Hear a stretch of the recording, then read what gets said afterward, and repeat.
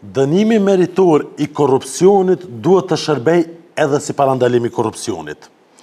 Ndër qëllimet e një dënimi për një vepër penale është parandalimi i kryrësit, por edhe i personave të tjerë që në të ardhmen mos të kryen vepra penale. Për këtë arsye, është shumë e rëndësishme që gjykatat të aplikojnë një politikë adekuate të dënimeve, në atë mënyrë që dënimet e shqiptuara të arrijnë qëllimin që kanë.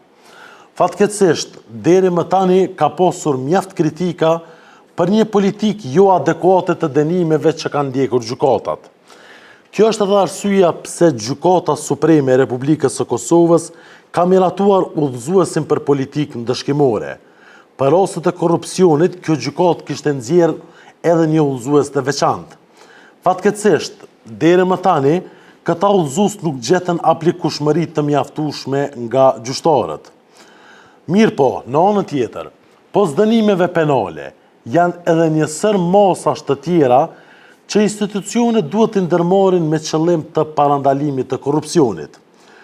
Fuqizimi i institucioneve legjzbatuese është njëra prej masave për parandalimin e korrupsionit, derisa fuqizimi i zbatimit të ligjeve të veçanta që për qëllim kanë parandalimin e korrupsionit është krucial. Marrim shembull deklarimin e pasurisë, identifikimin dhe shmangjen e konfliktit të interesit, apo edhe mbrojtjen e sinjalizuesve. Lidhur me mbrojtjen e sinjalizuesve dhe parandalimin e konfliktit të interesit, do të flasim në detaje në sesionet pasuese të këtij moduli. Në anën tjetër, institucionet duhet të fuqizojnë mbikëqyrjen e brendshme në mënyrë që të parandalohet korrupsioni.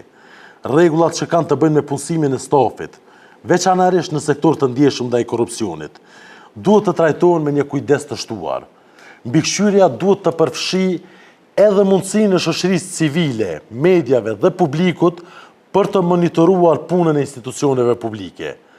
Thënë më ndryshe, kërkohet transparencë. Mbikëqyrja adekuate e proceseve të prokurimit publik, miratimi i kodeve të sjelljes, planeve të integritetit e tjerë, janë disa prej masave të cilat institucionet duhet të ndërmarrin në mënyrë që korrupsioni të parandalohet. Vlerësimi i rrezikut të korrupsionit për akte të caktuara është po ashtu i rëndësishëm në këtë fushë.